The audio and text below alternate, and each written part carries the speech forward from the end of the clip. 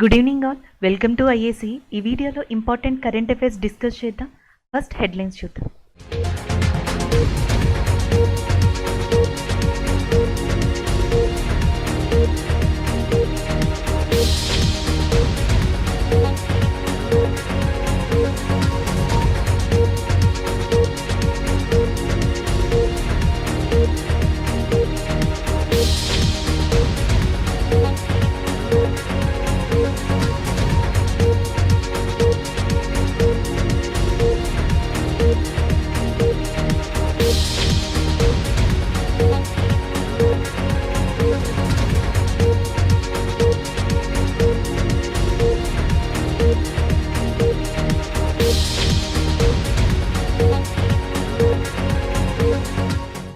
So ఇక్కడ current affair వచ్చేటప్పటికి జాతీయ టీకా దినోత్సవం, నేషనల్ వ్యాక్సినేషన్ డే కింద చెప్పొచ్చు. దీన్ని మార్చ్ 16న రికగ్నైజ్ చేశారు.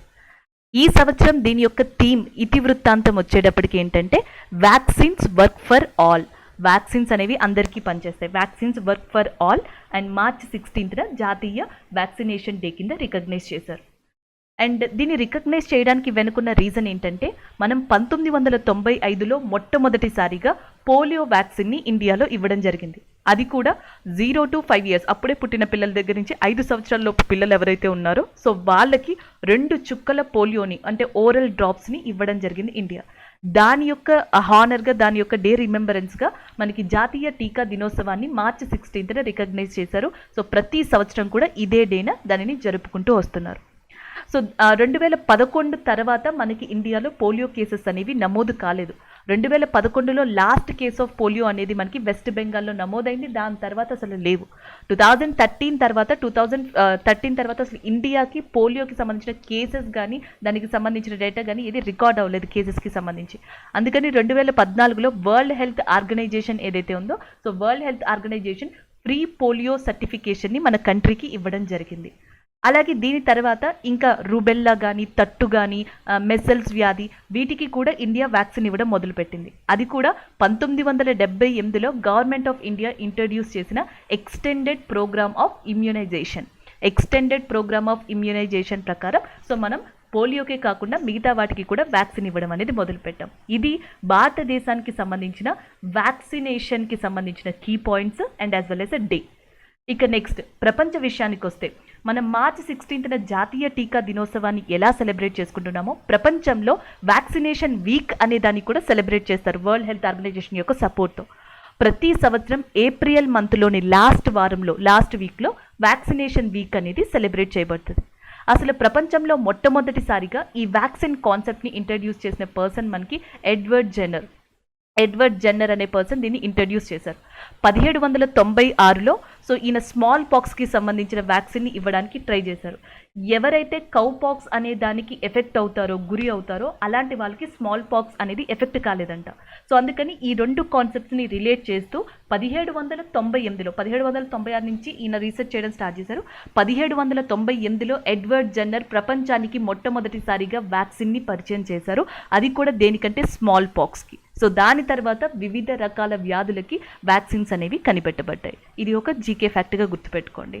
అండ్ నెక్స్ట్ కరెంట్ అఫైర్స్ విషయానికి వస్తే ఈ వ్యాక్సినేషన్కి సంబంధించి అండ్ మనకి 2021లో కొన్ని డిక్షనరీస్ వర్డ్ ఆఫ్ ద ఇయర్గా వ్యాక్సిన్ని ప్రకటించడం జరిగింది. మెరియం వెబ్స్టర్ అనే dictionary 2021 word of the year కింద వ్యాక్సిన్ అనేదాన్ని ప్రకటించింది.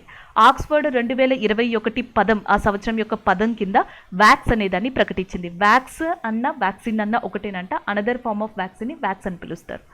అలాగే కేంబ్రిడ్జ్ వచ్చేటప్పటికి పర్సివరెన్స్ అనే దాన్ని వర్డ్ ఆఫ్ ద ఇయర్గా ప్రకటించింది. కొలిన్స్ అనే డిక్షనరీ NFT నాన్ ఫంజబుల్ టోకెన్సీ అనే దాన్ని వర్డ్ ఆఫ్ ద ఇయర్గా ప్రకటించింది. ఇంకా లేటెస్ట్ విషయానికి వస్తే మనకి 2019-20లో కూడా మనకి ఆఫ్రికన్ కాంటినెంట్ ఏదైతే ఉందో అది అసలు మనకి ఏమంటారు పోలియో కేసెస్ని రికార్డ్ చేయలేదంట. అందుకని ఫ్రీ పోలియో కాంటినెంట్గా కూడా ఆఫ్రికా గుర్తించబడింది, ఫ్రీ పోలియో కాంటినెంట్ ఖండంగా.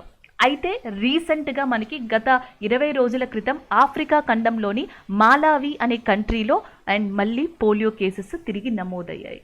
ఇవి ఓవరాల్గా కరెంట్ అఫైర్స్ కీ ఫ్యాక్ట్స్ ఈ రోజుకి సంబంధించిన డే జాతీయ టీకా దినోత్సవం. దానిని మార్చ్ 16న రికగ్నైజ్ చేశారు.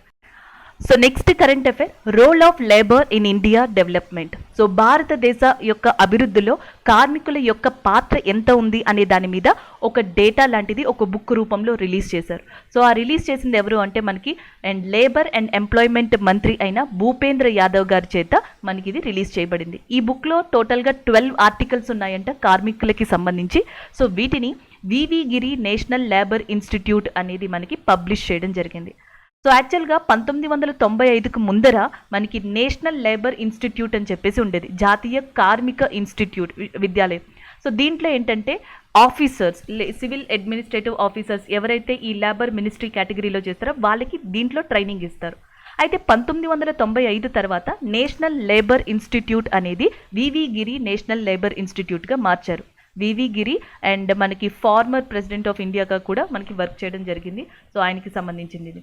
అయితే ఈ VV Giri National Labour Institute వాళ్ళే మనకి 12 ఆర్టికల్స్తో కూడిన role of labour India's development report అనే దాన్ని మనకి పబ్లిష్ చేయడం జరిగింది. దాన్ని భూపేంద్ర యాదవ్ గారు రిలీజ్ చేశారు. భారతదేశంలో కార్మికులకి సంబంధించి గవర్నమెంట్ ఆఫ్ ఇండియా పలు పథకాల్ని స్టార్ట్ చేసింది. మనకి రాబోయే ఎగ్జామ్స్లో కొన్ని పథకాలు ఉపయోగపడవచ్చు, వాటికి సంబంధించింది షార్ట్లో చూద్దాం. ప్రధానమంత్రి రోజ్గర్ ప్రోత్సాహన్ యోజన. సో ప్రధానమంత్రి రోజ్గర్ ప్రోత్సాహన్ యోజన ఏంటంటే మనకి కార్మికులకి ఎవరైతే ఉంటారో వాళ్ళకి సంబంధించి ఉద్యోగాలు కానీ లేకపోతే ముఖ్యంగా ఈపీఎఫ్ఓ ఎంప్లాయ్మెంట్ ప్రావిడెంట్ ఫండ్కి సంబంధించినవి కానీ ఇవన్నీ కూడా మనకి గవర్నమెంట్ ఈ పథకం ద్వారా కల్పించడం జరుగుతుంది.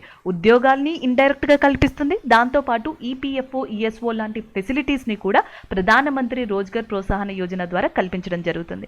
శ్రమ్ సువిధ పోర్టల్, భారతదేశంలో కార్మికులకి సంబంధించి and one of the portal అనేది ఉంది మనకి, దాని పేరు శ్రమ్ సువిధ పోర్టల్.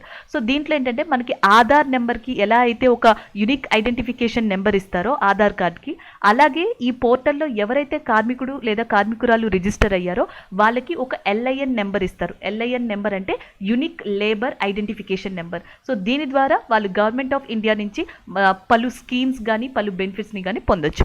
ఇంకొకటి ప్రధానమంత్రి శ్రమయోగి మన్ధన్ యోజన. సో ప్రధానమంత్రి శ్రమయోగి మన్ధన్ యోజన ఏంటంటే పెన్షన్ అనమాట. అన్ఆర్గనైజ్డ్ వర్కర్స్ ఎవరైతే ఉన్నారో వాళ్ళకి పెన్షన్ ఇస్తారు. ఈ పెన్షన్ స్కీమ్లో జాయిన్ అవ్వడానికి ఏజ్ అర్హత 18 నుంచి 40 సంవత్సరాల లోపు వాళ్ళు జాయిన్ అవ్వచ్చు. సో ఎవరైతే జాయిన్ అయ్యారో వాళ్ళకి 60 సంవత్సరాలు వచ్చిన తర్వాత నెలకి 3,000 రూపాయలు చొప్పున వాళ్ళకి పెన్షన్గా గవర్నమెంట్ ఆఫ్ ఇండియా ప్రధానమంత్రి శ్రమయోగి మన్ధన్ యోజన ద్వారా ఇవ్వబడుతుంది, మన్ధన్ యోజన. నెక్స్ట్ అండ్ ఈ కీ ఫ్యాక్ట్స్ టిట్ బిట్స్ని కూడా గుర్తుపెట్టుకోండి, మేబీ ఉపయోగపడచ్చు. International labour organization headquarters ఎక్కడ ఉంది? అంతర్జాతీయ కార్మిక ఆర్గనైజేషన్ ఇది జెనీవా స్విట్జర్లాండ్లో ఉంది. అలాగే మనకి అంతర్జాతీయ కార్మిక దినోత్సవం ఇంటర్నేషనల్ లేబర్ డే అనేదాన్ని May 1న రికగ్నైజ్ చేయడం జరిగింది. ఇది లేబర్స్కి సంబంధించిన ఇన్ఫర్మేషన్, కార్మికులకి సంబంధించిన ఇన్ఫర్మేషన్. సో వీళ్ళు భారతదేశం యొక్క అభివృద్ధిలో ఎలా పాటుపడ్డారు అనే దాని మీద VV Giri National Labour Institute ఏదైతే ఉందో సో అది పబ్లిష్ చేసింది, role of labour in India development. దానిని లేబర్ అండ్ ఎంప్లాయ్మెంట్ మినిస్టర్ అయిన భూపేంద్ర యాదవ్ గారు మనకి ఇనాగ్రేట్ చేయడం జరిగింది, రిలీజ్ చేయడం జరిగింది. సో నెక్స్ట్ కరెంట్ అఫైర్ అపాయింట్మెంట్కి సంబంధించింది. ఇటీవల ఆయిల్ ఇండియా లిమిటెడ్ అనే దానికి రంజిత్ రత్ గారిని అండ్ చైర్మన్ అండ్ ఎండీగా అపాయింట్ చేశారు. ఇది వరకు ఆయిల్ ఇండియా లిమిటెడ్కి చైర్మన్గా సుశీల్ చంద్ర మిశ్రా ఉన్నారు. సో ఆయన స్థానంలో మనకి రంజిత్ రత్ గారిని అపాయింట్ చేయడం జరిగింది. రంజిత్ రత్ గారు ప్రస్తుతం మనకి mineral exploration and corporation limited ఏదైతే ఉందో సో దాంట్లో పనిచేస్తున్నారు చైర్మన్గా. సో అక్కడి నుంచి ఈయన ఇప్పుడు ఆయిల్ ఇండియా లిమిటెడ్ అనే దానికి చైర్మన్గా అపాయింట్ అవ్వడం జరిగింది. అండ్ ఆయిల్ ఇండియా లిమిటెడ్ యొక్క హెడ్ క్వార్టర్స్ అనేది నోయిడాలో ఉంది. భారతదేశంలో government owned companies, government owned sectors అయిన క్రూడ్ ఆయిల్ సంస్థలకి సంబంధించి సెకండ్ లార్జెస్ట్ క్రూడ్ ఆయిల్ ప్రొడ్యూసర్గా, రెండవ అతిపెద్ద క్రూడ్ ఆయిల్ ప్రొడ్యూసర్గా ఉత్పత్తి చేసే సంస్థగా ఆయిల్ ఇండియా లిమిటెడ్ ఉంది.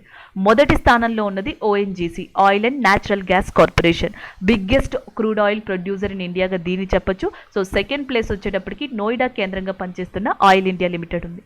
ఇవే కాకుండా అండ్ గవర్నమెంట్ ఓన్డ్ కంపెనీస్ అయిన ఇండియన్ ఆయిల్ కార్పొరేషన్ కానీ, భారత్ పెట్రోలియం కానీ, గెయిల్ కంపెనీ కానీ, gas authority of India limited కానీ, హిందుస్థాన్ పెట్రోలియం కానీ ఇవన్నీ కూడా భారతదేశానికి సంబంధించి క్రూడ్ ఆయిల్ అండ్ గ్యాస్ని ప్రొడ్యూస్ చేసే గవర్నమెంట్ ఓన్డ్ లార్జెస్ట్ కంపెనీస్గా చెప్పొచ్చు. వీటిలో ఉందే one of the company oil India limited. So దీనికి రంజిత్ రత్ గారు ఇటీవల చైర్మన్గా అపాయింట్ అయ్యారు. అండ్ ప్రపంచ విషయంలో కూడా ఈ క్రూడ్ ఆయిల్కి సంబంధించి ఒక పాయింట్ గుర్తుపెట్టుకోవాలి, అదే OPEC, oil and petroleum exporting countries. Oil and petroleum exporting కంట్రీస్లో ప్రస్తుతం మనకి 13 మెంబర్స్ ఉన్నారు. వీళ్ళలో సౌదీ అరేబియా కంట్రీ లీడింగ్గా ఉంది. ప్రపంచంలోనే అతిపెద్ద క్రూడ్ ఆయిల్ ప్రొడ్యూసర్గా మనకి సౌదీ అరేబియా ఉంది. సౌదీ అరేబియా కూడా వన్ ఆఫ్ ద ఒపెక్ కంట్రీగా మనం గుర్తుపెట్టుకోవాల్సి ఉంటుంది. టోటల్గా 13 మెంబర్స్ ఉన్నారు. ప్రపంచంలో చమురు ధరలు అనేవి ఒపెక్ తీసుకునే డెసిషన్స్ మీద డిపెండ్ అయి ఉంటుంది. అంటే oil and petroleum exporting country organisation ఇది ఏదైతే ఉందో ఇది ఆయిల్ ప్రొడక్షన్ని పెంచింది అనుకోండి, చమురు ధరలు అంటే క్రూడ్ ఆయిల్ యొక్క ధరలు అనేవి స్టేబుల్గా ఉంటాయి లేదా నార్మల్గా ఉంటాయి. ఒకవేళ దీని ప్రొడక్షన్ కనుక కట్ చేసింది అనుకోండి, సో ఆ టైంలో ఏమవుతుందంటే క్రూడ్ ఆయిల్ యొక్క ధరలు అనేవి రైజ్ అవ్వడం జరుగుతాయి ఇంటర్నేషనల్ మార్కెట్ ప్రైస్. సో అది ఒపెక్ ఉన్న వన్ ఆఫ్ ద ప్రాధాన్యత ప్రపంచంలో క్రూడ్ ఆయిల్కి సంబంధించి. ఇది ఇప్పుడు ఎందుకు గుర్తుపెట్టుకోవాలంటే ఇటీవల ఒపెక్ ప్లస్ అనేది కరెంట్ అఫైర్స్లో ఉంది. రష్యా ఒపెక్ ప్లస్లో కంటిన్యూ అవుతుందా అవ్వదా అనే దాని మీద పలు వార్తలు కూడా వచ్చాయి.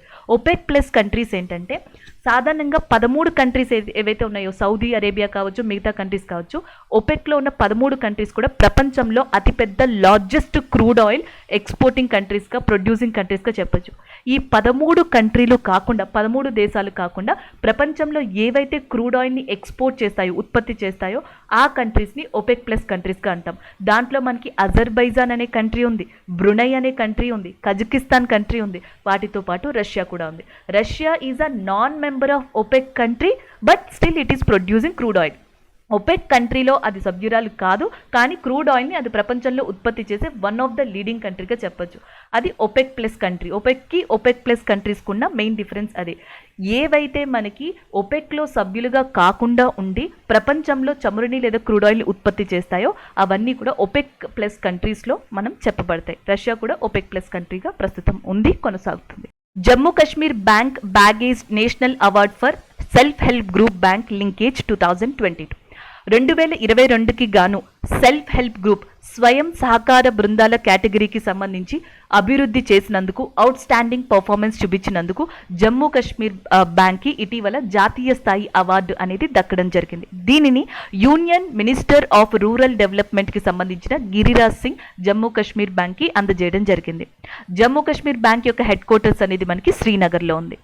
అండ్ 2021కి సంబంధించి జమ్మూ కాశ్మీర్ ఒకసారి కరెంట్ అఫైర్లోకి రావడం జరిగింది. జమ్మూ కాశ్మీర్ బ్యాంక్ ఇది ఎందుకు వచ్చింది అంటే మనకి సెల్ఫ్ హెల్ప్ గ్రూప్స్కి సంబంధించి జమ్మూ కాశ్మీర్ ప్రభుత్వం జమ్మూ కాశ్మీర్ తరపున లెఫ్టినెంట్ గవర్నర్ అయిన మనోజ్ సిన్హా సాత్ అనే ప్రోగ్రామ్ని స్టార్ట్ చేశారు. ఈ సాత్ అనే ప్రోగ్రామ్కి ఫినాన్షియల్గా కూడా సపోర్ట్ చేసింది జమ్మూ కాశ్మీర్ బ్యాంకే.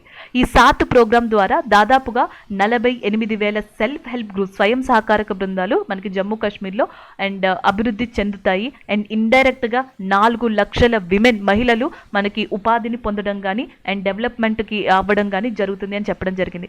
అండ్ ఒకవేళ సాత్ కనుక సక్సెస్ అయితే ఇంకొన్ని అంటే 11,000 సెల్ఫ్ హెల్ప్ గ్రూప్స్ అనేవి ఇంకా డెవలప్ అవ్వచ్చు జమ్మూ కాశ్మీర్లో అనేది కూడా చెప్పడం జరిగింది. సో సాత్లో ఏంటంటే మార్కెట్లో ఏవైతే ప్రొడక్ట్స్ ఉంటాయో ఇప్పుడు ప్రజెంట్, అలాగే జమ్మూ కాశ్మీర్ రీజనల్గా ఏవైతే ప్రొడక్ట్స్ ఉంటాయో ఆ రెండింటి గురించి మహిళలకి అవగాహన పెంపొందించేలా చేయడం. సో వాళ్ళు స్వయంగా ఇలాంటి వాటిని మార్కెట్లో మనకి తీసుకొచ్చేలా వాళ్ళకి స్కిల్ డెవలప్మెంట్ ఇవ్వడం. ఇది సాత్ యొక్క మెయిన్ ఉద్దేశం. జమ్మూ కాశ్మీర్ ప్రభుత్వం స్వయం సహకార బృందాలకి మార్కెట్ ప్రొడక్ట్స్ కోసం శిక్షణ ఇచ్చే పథకంగా దేన్ని స్టార్ట్ చేసింది అంటే సాత్ అని గుర్తుపెట్టుకోవాలి. ఈ సాత్ అనే దానికి ఫినాన్షియల్గా సపోర్ట్ చేసింది జమ్మూ కాశ్మీర్ బ్యాంక్. ఆ జమ్మూ కాశ్మీర్ బ్యాంకే స్వయం సహకారక బృందాల యొక్క అవుట్ స్టాండింగ్ పర్ఫార్మెన్స్కి గాను ఇటీవల గిరిరాజ్ సింగ్ గారి యొక్క చేతుల మీదుగా జాతీయ అవార్డు అనేది పొందడం జరిగింది. సో నెక్స్ట్ కరెంట్ అఫైర్ అవార్డ్స్కి సంబంధించిందిగా గుర్తుపెట్టుకోవచ్చు. ఇటీవల 75th BAFTA awards, British academy film awards అనేవి రాయల్ ఆల్బర్ట్ హాల్ లండన్లో ఇవ్వబడ్డాయి. సో ప్లేస్ కూడా అడుగుతారు, 75th, 74th, 71 ఇలా అడుగుతారు కూడా. 2022కి సంబంధించి బ్రిటిష్ అకాడమీ ఫిలిం అవార్డ్స్ ఎన్నోవి అంటే 75వి. సో రాయల్ ఆల్బర్ట్ హాల్ లండన్లో ఇవి నిర్వహించబడ్డాయి. సో దీనికి హోస్ట్గా నిర్వహించింది రిబెల్ విల్సన్ అనే పర్సన్. రిబెల్ విల్సన్ హోస్ట్గా, అతిథిగా దీనికి నిర్వహించడం జరిగింది బాఫ్టా అవార్డ్స్కి. సో ఉత్తమ చిత్రం కింద the power of the dog అనేది అవార్డుని అందుకుంది. So the power of the dog movie యొక్క డైరెక్టర్ అయిన జెన్ కెంపియన్ అనే పర్సన్కి ఉత్తమ డైరెక్టర్గా అవార్డు రావడం జరిగింది. ఆఫ్టర్ లవ్ అనే మూవీలో నటించిన జోన్ స్కెన్లెన్ అనే పర్సన్కి ఉత్తమ నటిగా అవార్డు లభించింది. విల్ స్మిత్, కింగ్ రిచర్డ్ మూవీలో నటించిన విల్ స్మిత్ గారికి ఉత్తమ నటుడు అవార్డు రావడం జరిగింది. And will Smith the will అనే బుక్ని కూడా రాసి ఉన్నారు 2021లో, అది మనకి కరెంట్ అఫైర్స్లో కనిపించింది. Next one outstanding British ఫిలింగా మనకి బిఫెస్ట్ అనేది మనకి అవార్డుని అందుకోవడం జరిగింది.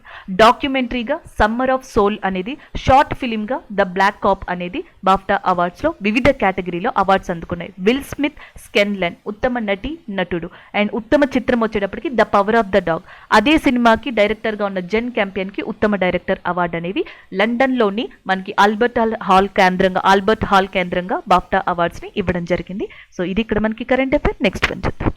సో నెక్స్ట్ కరెంట్ అఫైర్ మనకి Stockholm International Peace Research Institute ఏదైతే స్వీడన్ కేంద్రంగా పనిచేస్తుందో SIPRI, the Stockholm International Peace Research Institute, ఇటీవల అది మనకి ఆయుధాలకి సంబంధించిన అంతర్జాతీయ రిపోర్ట్ 2017 నుంచి 2021కి సంబంధించిన డేటాతో రిలీజ్ చేయడం జరిగింది.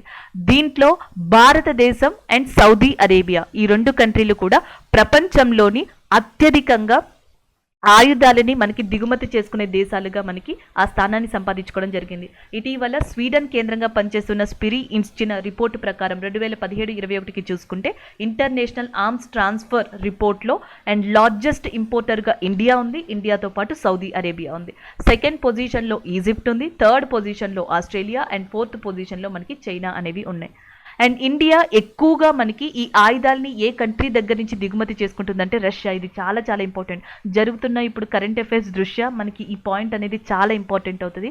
And India's largest arms exporter, లేకపోతే మనం ఏ కంట్రీ నుంచి దిగుమతి చేసుకుంటున్నాం అని అడిగితే రష్యా నుంచి 46%, అండ్ సెకండ్ ప్లేస్ వచ్చేటప్పటికి మనకి ఫ్రాన్స్ 27%, థర్డ్ ప్లేస్ యూఎస్ఏ 12% ఉంది. ఇదంతా ఇంపోర్టర్స్కి సంబంధించి. ప్రపంచంలో మనకి అత్యధికంగా ఎక్స్పోర్ట్ ఎవరు ఆయుధాన్ని ఎక్కువగా ఎగుమతి చేస్తున్నారంటే యుఎస్ఏ 39% ఉంది. సెకండ్ కంట్రీగా రష్యా ఉంది 19%, థర్డ్గా ఫ్రాన్స్ ఉంది 11%, అండ్ ఫోర్త్లో చైనా ఉంది 4.6%. అండ్ ఇండియా విషయానికి వస్తే మనకి ఇండియా ఏమో ఇంపోర్టర్ విషయంలో లార్జెస్ట్ ప్లేస్లో ఉంది. దిగుమతుల విషయంలో, ఎక్స్పోర్ట్ విషయంలో చూసుకుంటే ఇండియా యొక్క ర్యాంక్ వచ్చేటప్పటికి 23గా ఉంది. ఇక్కడ 3 పాయింట్స్ మీరు గుర్తుపెట్టుకోవాలి. ఇటీవల మనకి ఇంటర్నేషనల్ ఆర్మ్స్ ట్రాన్స్ఫర్ రిపోర్ట్ని ఎవరిచ్చారు అంటే స్వీడన్కి సంబంధించిన స్పిరి ఇన్స్టిట్యూట్. అది ఇచ్చిన దాని ప్రకారం లార్జెస్ట్ ఇంపోర్టర్ ఎవరంటే India and as well as next వచ్చేటప్పటికి మనకి సౌదీ అరేబియా. ఇండియా ఏ కంట్రీ మీద ఎక్కువగా ఆధారపడింది అంటే రష్యా మీద ఈ ఆర్మ్స్ ఇంపోర్ట్స్లో. అండ్ ఎక్స్పోర్ట్స్ విభాగంలో ఎవరు టాప్లో ఉన్నారంటే first USA, second Russia, third France and fourth China ఉన్నాయి. ఇండియా యొక్క ర్యాంక్ ఎంత అంటే 23గా మీరు గుర్తుపెట్టుకోవాలి. So next current affair, Indian railways first Gatishakti cargo terminal commission. భారతదేశంలో మొట్టమొదటిసారిగా ఫస్ట్ గతిశక్తి కార్గో టెర్మినల్ అనేది ఇటీవల ప్రారంభించడం జరిగింది. సో దానికి సంబంధించిన కరెంట్ అఫైర్ ఇది.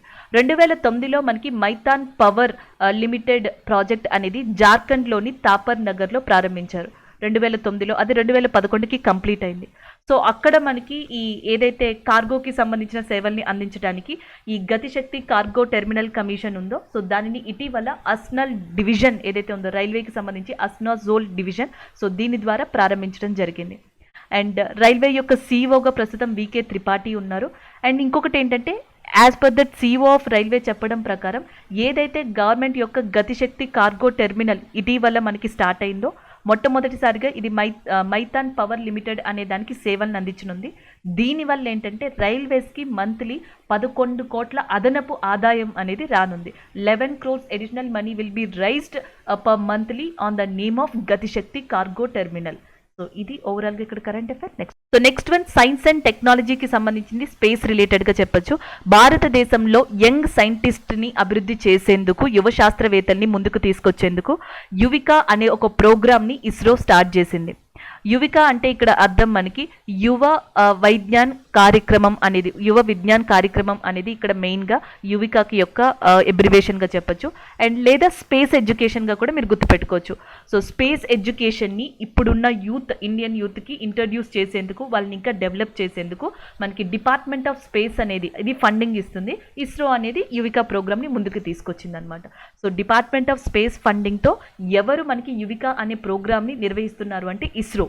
దేనికోసం అంటే స్పేస్ ఎడ్యుకేషన్ని ఇండియాలో డెవలప్ చేయడానికి. సో దానికి సంబంధించిన యువికాకి సంబంధించిన ప్రోగ్రామ్స్ని and 2022 May 16th May 28th మధ్యలో నిర్వహించనున్నారు. ఈ నిర్వహించేది ఎక్కడ అనేది కూడా ఇటీవల చెప్పడం జరిగింది. యుఆర్ రావ్ శాటిలైట్ సెంటర్ అని చెప్పేసి బెంగళూరులో ఉంది అక్కడ.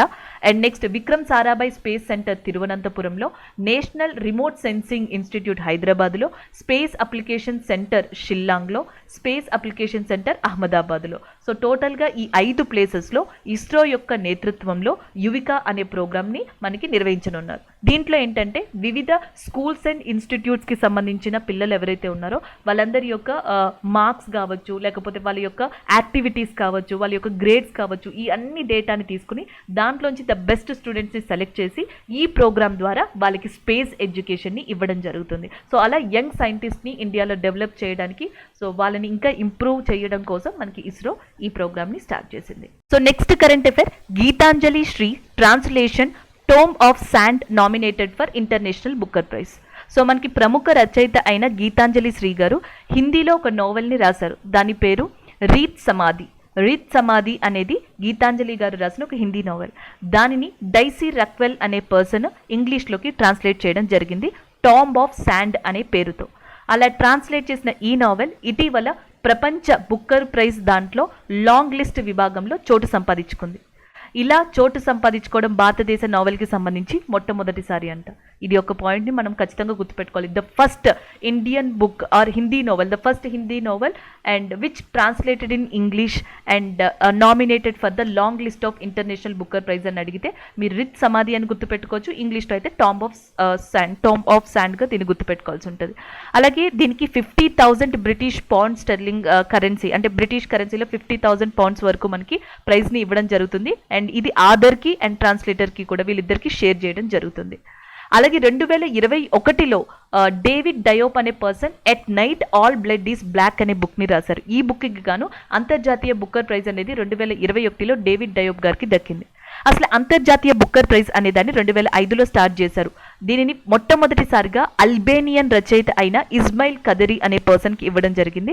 అండ్ 2021లో అయితే డేవిడ్ డయోప్కి ఇచ్చారు. 2021లో ఇంకా అనౌన్స్ చేయాల్సి ఉంది. కానీ ఇప్పుడు మనం ఎందుకు చెప్పుకుంటున్నామంటే భారతదేశానికి సంబంధించిన భారత రచయిత అయిన గీతాంజలి శ్రీ గారి యొక్క novel Ret Samadhi which is translated in English as a tomb of sand అనేది లాంగ్ లిస్టులో నామినేషన్ స్థానాన్ని సంపాదించుకుంది. Next current affair, Lakshya Sen clinches silver medal at German open. So badminton విభాగంలో 2022కి సంబంధించి జర్మన్ ఓపెన్లో మనకి లక్ష్య సేన్ సిల్వర్ పథకాన్ని, వెండి పథకాన్ని సాధించడం జరిగింది. దానికి సంబంధించిన కరెంట్ అఫైర్. సో గోల్డ్ మెడల్ని అంటే టాప్ చేసింది ఇందులో మనకి థాయిలాండ్కి సంబంధించిన విట్సన్. సో ఎవరైతే మనకి కన్వర్ట్ విట్సన్ అనే పర్సన్ ఉన్నారో సో ఈయన లక్ష్య సేన్కి అపోజిట్గా ఆడడం జరిగింది జర్మన్ ఓపెన్ బ్యాడ్మింటన్ ఛాంపియన్షిప్లో. సో ఈయన గోల్డ్ మెడల్ని, లక్ష్య సేన్ సిల్వర్ మెడల్ని గెలుచుకోవడం జరిగింది. మహిళల సింగిల్స్ విభాగంలో చూసుకుంటే రెండు కూడా మనకి opposite team and as well as రెండు కూడా మనకి చైనాకి సంబంధించిన ప్లేయర్సే ఆడడం జరిగింది. హీ బింగ్జియో చైనాకి సంబంధించిన అమ్మాయి. సో ఈమె గోల్డ్ మెడల్ని గెలుచుకున్నారు. అండ్ నెక్స్ట్ షెన్ యుఫియా అండ్ ఈమె కూడా చైనాకి సంబంధించిన అమ్మాయి, ఈమె సిల్వర్ మెడల్ని దక్కించుకోవడం జరిగింది. So gold and silver women's సింగిల్లోనేమో జర్మనీకి వెళ్ళాయి. అండ్ మెన్స్ సింగిల్లోనేమో గోల్డ్ మెడల్ వచ్చేటప్పటికి అండ్ థాయిలాండ్కి వెళ్ళడం జరిగింది. అండ్ ఇండియాకి సిల్వర్ మెడల్ రావడం జరిగింది. అది కూడా లక్ష్య సేన్ గారు తీసుకొచ్చారు జర్మన్ ఓపెన్ బ్యాడ్మింటన్ 2022 ఛాంపియన్షిప్లో. సో ఈరోజు ఏవైతే కరెంట్ అఫైర్స్ డిస్కస్ చేసామో వాటి రివ్యూ చూద్దాం. నేషనల్ వ్యాక్సినేషన్ డే 16th మార్చిన దీన్ని నిర్వహిస్తారు అని చెప్పేసి మనం డిస్కస్ చేసాం. Role of labour India's development, దీన్ని వివి గిరి ఇన్స్టిట్యూట్ పబ్లిష్ చేసింది, భూపేంద్ర యాదవ్ గారు రిలీజ్ చేశారు. Ranjit Rath appointed as a oil of India chairman. So oil India ఏదైతే ఉందో మనకి second largest crude oil producer in ఇండియాగా చెప్పొచ్చు. దానికి చైర్మన్గా రంజిత్ రథ్ గారు అపాయింట్ అయ్యారు. Jammu Kashmir bank bagged the national award for self help group bank linkage 2022. స్వయం సహకారక బృందాల కేటగిరీలో జాతీయ అవార్డు 2022ని జమ్మూ కాశ్మీర్ బ్యాంక్ పొందింది. సో దానికి సంబంధించిన కరెంట్ అఫైర్ ఇది. బఫ్టా అవార్డ్స్ 2022 ఇటీవల లండన్ కేంద్రంగా ఇవ్వబడ్డాయి. దానికి సంబంధించింది. India emerges as a largest importer of arms in 2017-21. 2017-21 report అనేది ఇటీవల స్పిరి ఇన్స్టిట్యూట్ ఏదైతే ఉందో అది ఇవ్వడం జరిగింది. ప్రపంచంలోని ఆయుధాన్ని దిగుమతి చేసుకునే మొట్టమొదటి కంట్రీగా ఇండియా ఉంది. ఇండియాతో పాటు సౌదీ అరేబియా కూడా స్థానాన్ని సంపాదించుకుంది. ఎక్స్పోర్ట్స్లో యూఎస్ఏ ఫస్ట్ ప్లేస్లో అండ్ సెకండ్ ప్లేస్లో రష్యా, థర్డ్ ప్లేస్లో ఫ్రాన్స్ అండ్ ఫోర్త్ ప్లేస్లో చైనా ఉన్నాయి. India railways first Gatishakti cargo terminal commission, India యొక్క మొట్టమొదటి గతిశక్తి కార్గో టెర్మినల్ అనేది స్టార్ట్ అయింది. ISRO organised young scientist programme Yuvika for students. So ISRO ఇటీవల మనకి యువికా అనే ప్రోగ్రామ్ని నిర్వహిస్తుంది 2022కి సంబంధించి మేలో, అండ్ ఇది 5 సెంటర్స్లో ఈ ప్రోగ్రామ్ని నిర్వహించనుంది. నెక్స్ట్ లక్ష్య సేన్ ఇటీవల జర్మన్ ఓపెన్ 2022లో సిల్వర్ మెడల్ వెండి పథకాన్ని సాధించారు. దానికి సంబంధించిన కరెంట్ అఫేర్ ఇది. గీతాంజలి శ్రీ గారు రచించిన ఏదైతే నోవెల్ ఉందో దాన్ని ఇంగ్లీష్లో టాంబ్ ఆఫ్ శాండ్గా మనకి ట్రాన్స్లేట్ చేయడం జరిగింది. అది ఇటీవల అంతర్జాతీయ బుక్కర్ ప్రైజ్ లాంగ్ లిస్ట్లో నామినేషన్లో చోటు సంపాదించుకుంది. ఇవి ఈరోజు మనం ఓవరాల్గా డిస్కస్ చేసిన కరెంట్ అఫేర్స్. Thank you.